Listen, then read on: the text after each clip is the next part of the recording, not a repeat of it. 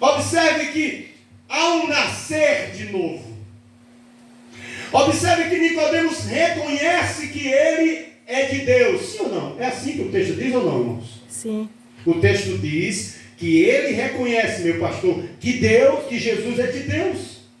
Mas só o fato de reconhecer que ele é de Deus, só o fato que ele reconhece que os sinais é advindo de Deus na manifestação de Jesus, não dá a ele a revelação nem o direito da salvação. Jesus poderia dizer a ele: opa, observe que a Pedro ele disse: não foi a carne nem o sangue que te revelou, mas o meu Pai que está nos céus. Porque quando Pedro reconhece que ele é o Filho de Deus, a revelação advém no coração de Pedro, porque Pedro já estava experimentando um discipulado com o Mestre. Pedro já estava passando pelo processo do discipulado, porque quando Jesus chama Pedro, diz assim: Pedro, você agora não vai ser mais pescador de peixes, mas farei de você o quê? Pescador de homem. Farei de você o quê, queridos? Pescador de homem. Ele não disse para Pedro: Pedro, a partir de hoje você vai ser um pescador. Mas ele disse: eu farei. Isso fala de quê, irmãos? Discipulado. Quando o nosso pastor ou outro ministrante, quem quer aceitar Jesus, aí alguém sai do banco chorando, convencido, é como se Jesus estivesse dizendo para Pedro: Pedro, ou como se o nosso pastor dissesse para esse novo cometido: olha, você era um bêbado, mas Deus fará de você um grande líder, fará de você uma mulher de Deus, fará de você um grande ensinador. Isso fala de quê? De processos. E eu, como igreja, preciso entender que quando Jesus junta o seu colegiado, a coisa não acontece de um dia para a noite. Pedro continua sendo Pedro. João continua sendo ruim de correr água. Judas continua ainda metendo a mão no dinheiro. Tomé nega tudo, não acredita em nada. Eles continuam com a mesma pegada. Por quê? Porque eles receberam a salvação que é imediata, mas o processo de libertação ele confiou à igreja. Aleluia. Pelo discipulado, pelo jejum e pela oração, deu à igreja ferramenta. Glória a Deus. Então, quando alguém aceita Jesus aqui, é o pescador Pedro, é o João, é a Maria. Aí qual é a nossa preocupação? O que é que eu posso fazer para essa pessoa permanecer? Vamos dar um carro. Vamos dar logo o carro a ele aí, porque ele permanece. Aí a gente estraga. Vamos meter logo um terno nele, uma gravata, porque ele tem que ser homem de Deus. Estraga. Porque dentro dele ainda está o velho pescador. Dentro dele ainda, ele precisa do Pentecoste, ele precisa do poder do alto, ele precisa ser transformado, ele precisa ser regenerado, ele precisa do arrependimento profundo, ele precisa ser tocado, ele precisa ser edificado, ele precisa ser limpo, ele precisa ser lavado pelo sangue de Jesus. Então, queridos, ser igreja é abraçar o desafio de ser esse esmerio na mão de Deus. Então, antes que a minha preocupação seja que alguém cante no coral, é que ele resolva os problemas da vida. Aí eu me apresento. Eu estou aqui como igreja. Amém. Eu estou aqui como igreja. Conte comigo. Eu vou orar por você. Eu vou ajudar o meu pastor a discipular. Você vai ser uma mulher de Deus. Deus será com você. Amém. Deus vai transformar a sua vida. Tem um processo, tenha calma. Você não pode comer uma comida muito sólida.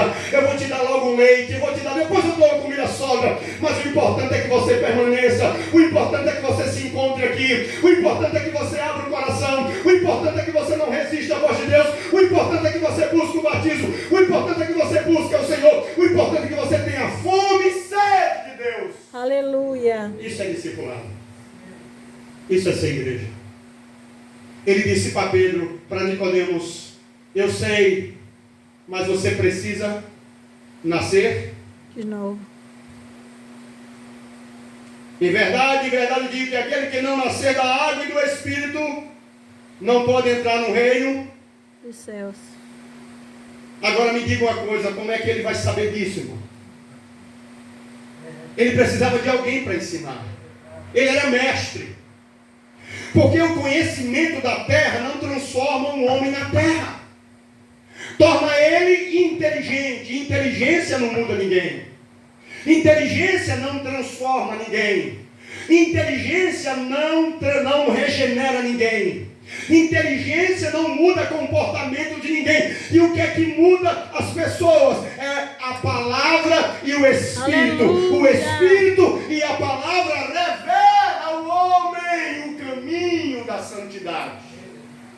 Ele disse: em verdade, aquele que não nascer da água e do Espírito não pode entrar no reino de Deus. Ele pode até ver.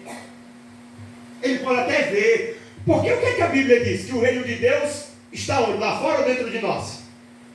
Hã? Nós. O reino de Deus está onde? E nós. Porque o reino de Deus não é um lugar, diga comigo, o reino de Deus O reino de Deus não é um lugar não é o para onde eu estou indo, para onde eu estou indo. mas é um estado de espírito Mas é um estado de em que o espírito céu me domina que o céu me domina. e eu posso viver diariamente. E eu posso viver diariamente. Então o reino de Deus não é um lugar para onde a igreja está caminhando. Eu preciso dizer isso ao novo convertido. Eu preciso dizer a ele que quando ele entra na igreja, ele não entrou no reino. Não, ele vai vislumbrar a grandeza desse reino. E na medida que ele vai nascendo de novo, o reino de Deus vai ampliando sobre ele. O seu conhecimento do reino vai tomando dimensões. O crescimento da sua visão espiritual vai tomando outras dimensões. Aleluia. Então quando ele disse assim, o que é nascido da carne... Aí eu te pergunto, irmãos, quando a gente aceita Jesus, a gente deixa de ser carne? Não. Sim ou não? Não. Não, irmão. A gente continua? Carne. Ele disse, ó, ele fala de dois estágios aqui, antes e o depois. O que é nascido da carne, É carne. ele está falando aqui da memória do pecado, lá do Éden. Mas o que nasce do Espírito, ele está dizendo a memória da profecia do Messias que se cumpriu, o novo nascimento. Mas entre o Antigo Testamento, a queda do homem, e o novo nascimento, existia a graça, que Jesus estava a ministrar sobre o homem, ainda como homem.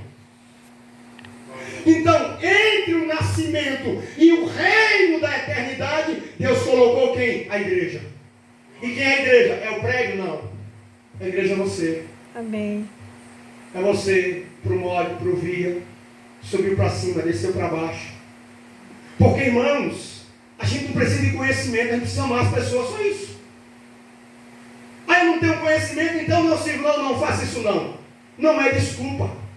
Se você sabe que Jesus te ama, se você tem convicção que você nasceu de novo, se você sabe que o Espírito mora em você, você tem consciência que você tem uma vida santa na relação com Ele, abra a sua boca, porque a Bíblia diz que a palavra de Deus é Espírito e vida. Aleluia.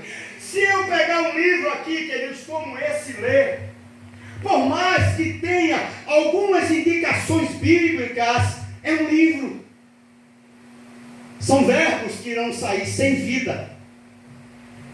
Mas quando eu ministro a palavra, a Bíblia diz que quando eu digo Jesus te ama, não é só palavras.